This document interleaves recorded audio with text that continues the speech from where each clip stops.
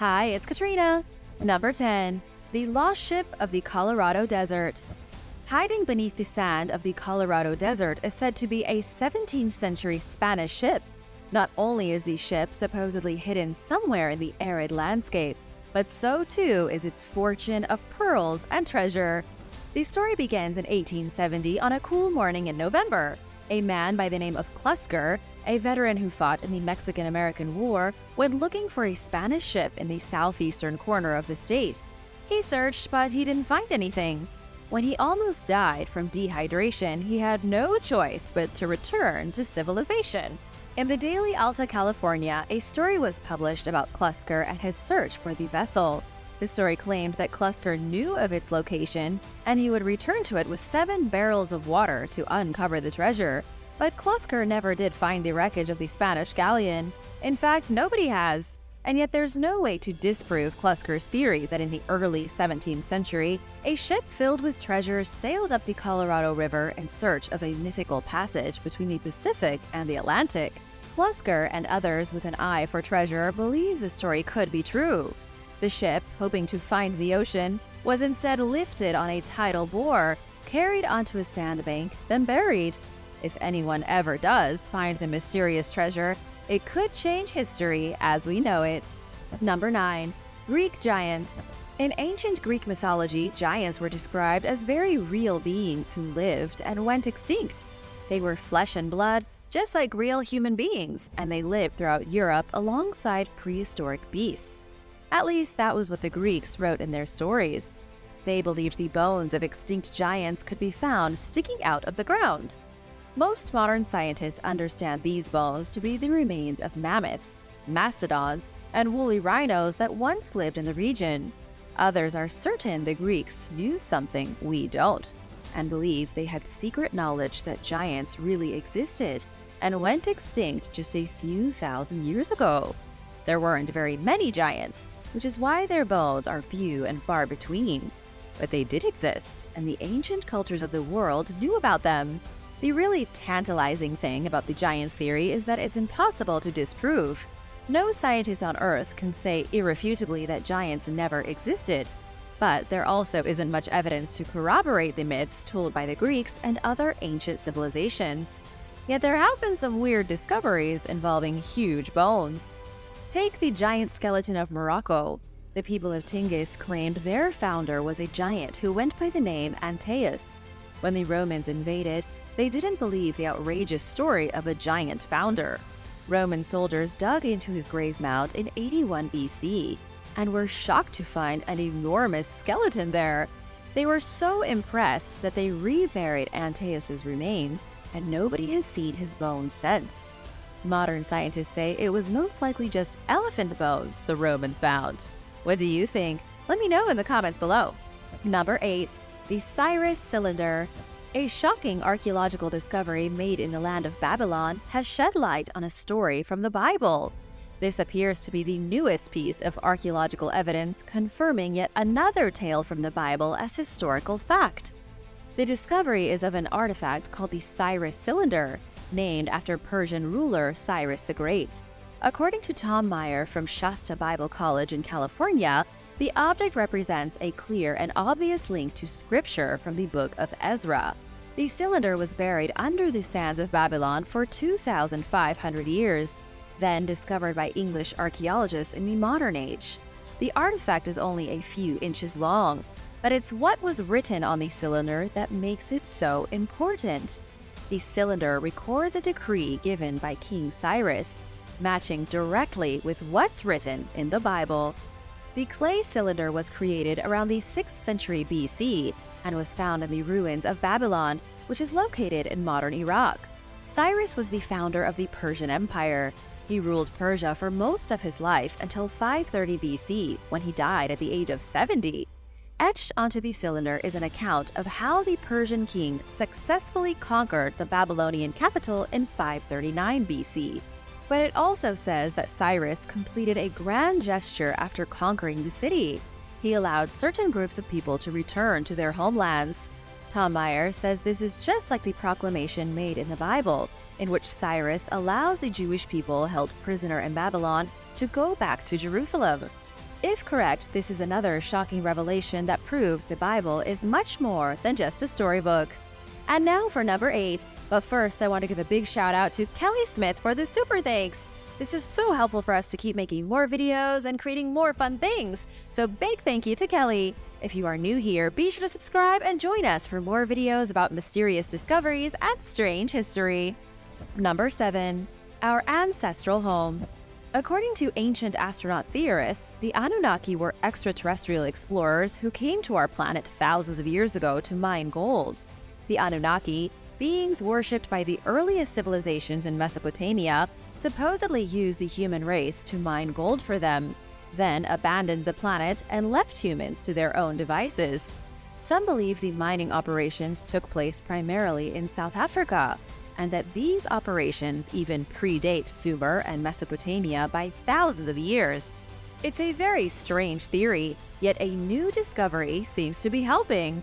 According to a report from The Guardian, scientists recently traced the origins of all humans to South Africa, the same place where the Anunnaki supposedly began mining gold.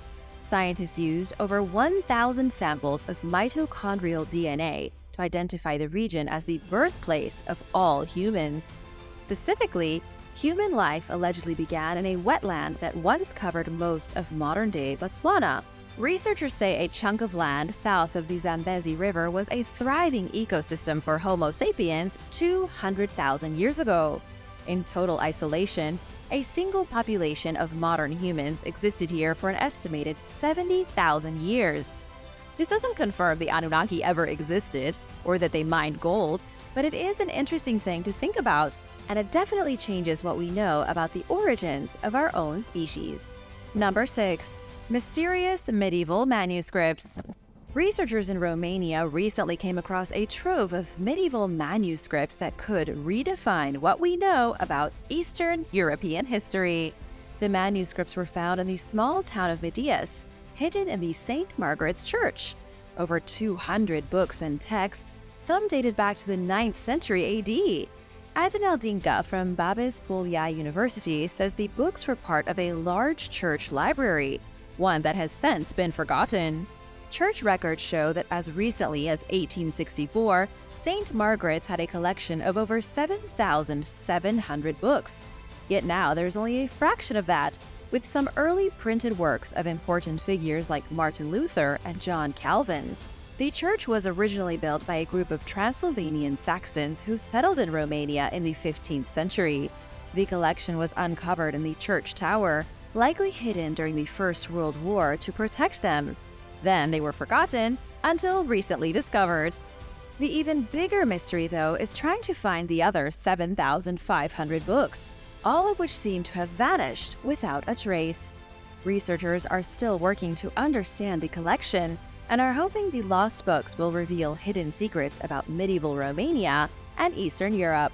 Number 5. Ancient Mesopotamia. Recent excavations at the ancient complex of Girzu in Iraq could be rewriting the history of Mesopotamia. For decades, historians have held the firm belief that the ancient civilization of Sumer reached such fantastic heights because they mastered irrigation. The simple luxury of having regular fresh water available to all citizens was what pushed them to make advancements in writing, architecture, and city planning. But the new discoveries at Girzu seem to suggest that wasn't the case at all. Girzu was built by the Sumerians around 3000 BC. Sebastian Rey and his team of scientists used drones to fly across the site and gather images, hoping to understand what kind of irrigation system was used. But they were shocked to discover most of the irrigation canals were dug about 1,000 years before the main city was built, prior to the transition from primitive settlement to urban metropolis. What this means is that irrigation was not the key nor the spark to urbanization and the invention of the first written language. That's a huge discovery and has already changed our knowledge of Mesopotamia and human development. To put things as simply as possible, the Sumerians mastered irrigation long before they became the advanced civilization we know them as today. Scientists are still stumped as to what eventually inspired or motivated them to move from primitive farmers to advanced city dwellers. What do you think inspired human civilization as we know it? Let me know your thoughts in the comments. Number 4. Vikings in Colorado. We all know the Vikings were masters of the sea. They raided coastal Europe between the 8th and 11th centuries, and they even found North America centuries before Christopher Columbus. We know beyond any doubt that the Vikings landed in Newfoundland, Canada, and built 2 settlements. But some also believe the Vikings reached the other side of North America, landing on the shores of California. Not only is there a Spanish galleon supposedly lost under the sands of the Colorado Desert, but a Viking ship too. In March of 1933, Myrtle Botts and her husband were hiking near the Mexican border. They came into contact with a prospector who told them that while searching for gold, he found a wooden vessel near Canebrake Canyon. The vessel, according to the prospector, had the figure of a serpent carved into its prow, along with other obvious hallmarks of Viking craftsmanship. Myrtle and her husband went in search of the ship themselves, and apparently they saw it. However, it was so far away that they weren't able to physically reach the ship. They were going to attempt reaching it the next day, but were hindered by an earthquake that shook the ground and made them too nervous to go on. To this day, nobody has ever found the Viking ship. Some even claim the Viking ship and the Spanish galleon are the same, that it's one boat lost out there in the Colorado Desert. If the ship turns out to have Viking origins, every single history book in North America will need to be rewritten. Number 3. Hyperinflation. In 2022 and now, inflation has been a huge issue in just about every country around the globe. Everyone's talking about it, and yet it isn't the first time such a catastrophe has happened. During the Yuan dynasty of China between 1278 and 1368, there was hyperinflation even worse than what we're seeing today. Some historians recently put forth a theory trying to explain what crushed the ancient Chinese economy. They believe it all had to do with the introduction of paper money. China was the first civilization on the planet to use paper currency. It's a well-documented fact. They used paper currency about 1,000 years earlier than the Europeans, but it may have been their reckless printing of the newly invented paper money that led to civil war, rampant bloodshed, and an economic crash. Paper money was introduced around the year 1005, but it really took off at an industrial level by 1260. Within just 50 years of paper money becoming popular, it had depreciated by 1,000%. One of the biggest issues were the aggressive Mongolian armies. China had no choice but to fund their own war with the Mongols wreaking havoc in the north and trying to invade Japan. Soon enough, so much paper money had been printed that it lost all value. By 1368, when the Ming dynasty came into power, most towns and cities had already given up on paper money and moved back to a barter system. It could be that this economic disaster was what resulted in the death of the Yuan dynasty in the first place. And now for number 2. But be sure to stick around after this video if you haven't gotten enough for 10 more discoveries that could change history. Number 2. The Marlow Warlord. The Marlow Warlord was a formidable warrior who stood 6 feet tall and lived around the 5th century AD in Anglo-Saxon Britain. 6 feet may not sound very large by today's standards, but he would have been a giant among men 1,500 years ago. His skeleton was discovered near Buckinghamshire town near Greater London, along with 2 bronze bowls and some ancient weaponry. Dr. Gabor Thomas was one of the archaeologists involved in the discovery. He says the warrior was uncovered at a site overlooking the Thames River, which suggests the deceased was either a warlord or a respected leader of a local tribe. Whatever the case, he had definitely been a formidable warrior. The discovery is interesting not only because it revealed a living giant from the days after the fall of the Roman Empire in Britain. It also shows how primitive life became after the Romans left. It looks like civilization largely fell into anarchy, and that warlords like the 6-foot-tall giant filled the power vacuum. Number 1. The Maya calendar. The various calendars of the Mesoamerican civilizations have long been used as examples of just how advanced people like the Maya were before the arrival of the Spanish. But new information has revealed something that's changing history. It looks like the Mesoamerican people were using the 260-day calendar several centuries earlier than previously thought. People along the southern Gulf Coast of Mexico were using this calendar as far back as 3,100 years. Not only did they keep track of time using a single calendar system, but they also aligned their buildings with the stars to track celestial movements across the sky. Scientists learned this by taking aerial surveys of ancient Maya lands, then analyzing the data to create extremely high-resolution images of the planet's surface. These surveys revealed over 100 architectural structures aligned specifically with the rising sun, waning moon, and other celestial objects, all of them based on the 260-day calendar. But some of these objects are old enough to push the dates when the Maya used the calendar way back. They could have been using it even earlier than 3,100 years ago, which would mean the Maya were some of the very first astronomers in the world. They calculated the length of the tropical solar year, they studied the Milky Way, and they observed astronomical phenomena with the diligence of modern scientists. The only thing that remains unclear is why the Maya chose a 260-day calendar to represent the year. Which of these discoveries do you think has the potential to truly change history? Let me know in the comments, and thanks for watching! Hit that subscribe button and stay tuned for more discoveries coming right up! Number 7. The early human that wasn't. In 1912, an amateur archaeologist named Charles Dawson claimed that human-like fossils were found in East Sussex, England. The country's top paleontologist announced that the newly discovered bones constituted a previously unknown human ancestor who lived around 500,000 years ago. Experts describe the species as the link between humans and apes. These claims were turned on their head in 1949, when new technology showed that the remains were no more than 50,000 years old. By then, modern Homo sapiens had already emerged into existence, meaning that the Piltdown Man, as he had come to be called, couldn't possibly represent a missing link between us and apes.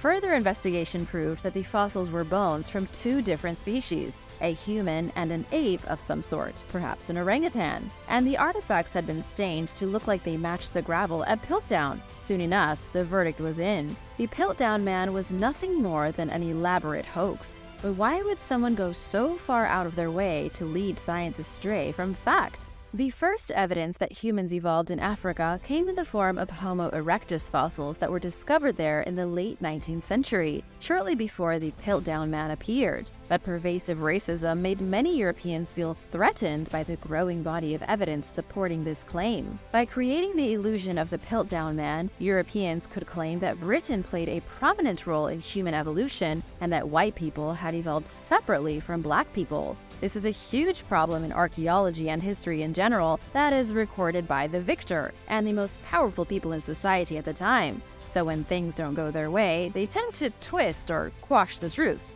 Many modern scholars argue that this is why people don't believe that ancient people could have been smart, and so amazing things from the past must have been created by aliens. Number 6. First nocturnal dinosaur. Around 65 million years ago, a strange genus of theropod dinosaurs called Shuvuya roamed the desert in what is now Mongolia. These creatures came from the same group of dinosaurs that gave rise to modern-day birds. The only known Shuvuya species is Shuvuya deserti, which means desert bird. It was about half the size of a chicken with long legs, a fragile skull, and powerful arms equipped with single claws. Scientists have long known of the species' existence, but they only recently realized that it may have been the first dinosaur to hunt at night. A team member noticed that the creature's lagina, an organ that processes hearing, was unusually long. The team compared the species with CT scans of around 100 living birds and extinct dinosaurs. They also measured each species' scleral rings, which are the bones surrounding the pupils, to determine which animals were more likely to have operated in low light. They were surprised to learn that the barn owl, a nocturnal species with excellent hearing, was the only creature with a comparably long lagina to the Shuvuya. The Shuvuya's scleral ring was large in diameter, meaning it let in a lot of light, and perhaps enabled the animal to hunt in the dark. The creature's remarkable hearing helped it locate burrowing insects and small mammals. Then, it seized its prey by digging in one of its two large, singular claws. Several of the Shibuya's traits, including nocturnal activity, digging ability, and long hind limbs, are also seen in modern-day desert animals. The team also learned that most dinosaurs were primarily daytime creatures, and that predatory dinosaurs typically had good hearing compared to most birds. Number 5. Early trigonometry. The ancient Greeks are widely credited with inventing the foundations of modern trigonometry, but a recent study suggests that the Babylonians may have used it 1,500 years earlier. The research examined a strange series of numbers on an ancient clay tablet fragment known as Plimpton 322. Created in ancient Mesopotamia between 1822 and 1762 BC, a bizarre artifact has perplexed experts ever since its discovery. In 1945, researchers said that the tablet appears to contain evidence of a primitive form of trigonometry, but until recently, that's as close as they got to figuring it out. As part of the new study, Australian mathematician Daniel F. Mansfield sought to prove his theory that this type of math was developed for marking the boundaries when ownership of private property first came into practice. He found answers in Psi 427, a tablet that was made in Iraq sometime between 1900 and 1600 BC. It describes the sale of a plot of land and contains extremely precise information about its boundaries. Coupled with Plimpton 322, it appears as though the Babylonians developed geometry for creating accurate perpendicular lines. Mansfield backed up his claims with support from cultural texts, including a description of a senior scribe scolding a junior scribe for calculating dimensions improperly. See, just like school today. While Mansfield's hypothesis remains unproven, it presents a solid argument justifying more research into the possibility that the Babylonians preceded the Greeks with their mathematical developments. If this happens to be the case, then it would attribute the beginnings of trigonometry to an entirely different culture and set its origins back over 1,000 years. Number 4. Troy and the Trojan horse were real. Ancient Greek philosopher and poet Homer wrote about the Trojan War in his epic poem The Iliad, but he failed to mention the Trojan horse. According to the Aeneid by fellow ancient Greek Virgil, the decade-long series of conflicts ended when Odysseus ordered his army to build the famous structure. Some of the best Greek soldiers crammed into the hollow vessel, and Odysseus fooled the Trojans into thinking it was a peace offering. Once inside the city walls, the Greeks emerged from the wooden horse and ravaged the Trojans, securing their victory in the seemingly endless war. For a long time, experts believed that Troy was a mythical place dreamt up in Homer's mind. German archaeologist Heinrich Schliemann proved them wrong during the late 19th century, when he found and excavated much of the city in modern-day Turkey. This discovery posed a new question: how much of the stories about the Trojan War are true? Even after Troy's existence was proven, many scholars continue to doubt that there was ever really a Trojan horse. They thought that Virgil's reference to it was metaphorical in nature, perhaps relating to a natural disaster or a war machine, but not a big, clunky, literal wooden horse. Fast forward to this year, archaeologists at Troy began digging up dozens of strangely positioned wooden planks, with each beam measuring up to 49 feet long. The structure fits Virgil's description of the Trojan horse, and radiocarbon dating revealed that it was built sometime during the 12th or 11th century BC, which falls in line with the recorded dates for the Trojan War. So, is it the Trojan horse? Scientists haven't confirmed it, but all signs point toward this being the case. And it kind of makes you wonder if there are any other true stories out there that experts are mistakenly labeling as mythical. Atlantis, perhaps? Number 3. Mediterranean whales. Killer whales, also called orcas, are not known to frequent the Mediterranean today. In fact, not many whale species, period, are typically seen in the region, and none are known to breed there. Yet around 2,000 years ago, during the 1st century, Pliny the Elder wrote about killer whales hunting whale calves near the Strait of Gibraltar. He described how the orcas viciously slaughtered mothers and their young in the Bay of Cadiz. Because there are no killer whales in that area today, some researchers assumed that Pliny was mistaking dolphins for orcas. But a 2018 study suggests that he may have been spot on with his observations. The research describes the discovery of bones belonging to North Atlantic right whales and Atlantic gray whales, which were found among the ruins of an ancient Roman fish processing facility along the Strait of Gibraltar. Unearthed in the ancient Roman city of Baelo Claudia near modern-day Tarifa, Spain, the evidence fits almost perfectly with Pliny's claims. Now, experts wonder if the Romans hunted whales, along with the tuna and other large fish they were known for harvesting. Ancient fishermen didn't have the technology to hunt large whales on the open sea, but they may have taken advantage of the opportunity to kill them while they were close to shore, according to lead study author Ana Rodriguez. She further explained that the study shows how even heavily studied regions still contain surprises from the past, leaving one to wonder what else has been lost to history, or perhaps is still waiting to be discovered in places like the Mediterranean. Number 2. Arctic dinosaurs.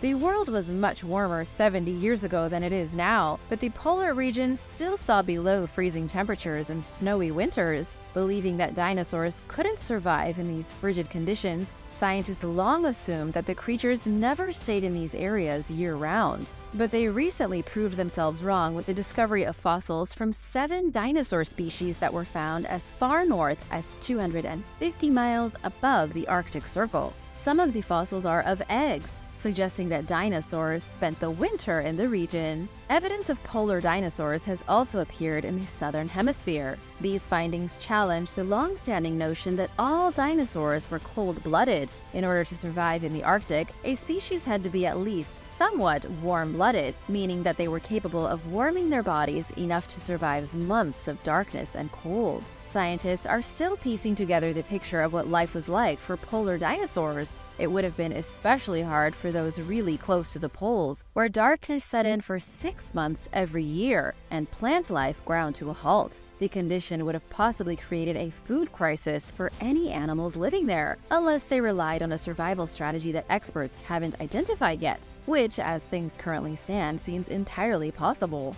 So, how do you think these Arctic dinosaurs lived and survived close to the poles? Were they warm-blooded? Were they hibernating? Or do you think there's a different answer to this mystery?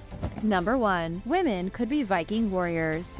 Sometime during the mid-10th century, a high-ranking Viking military leader died and was laid to rest with 2 horses and an array of deadly weapons in what is now Birka, Sweden. When the grave was excavated in 1889, archaeologists simply assumed the individual was a man. But in 2014, osteologist Anna Kjellstrom noticed that the skeleton had delicate hip bones and feminine cheekbones. In 2017, a DNA analysis proved that the person was actually a female, an elite professional warrior who also happened to be a woman. She was at least 30 years old when she died and was around 5 feet 6 inches tall, which was tall for a woman of the time. In addition to her weapons and horses, the burial contained a board game complete with playing pieces.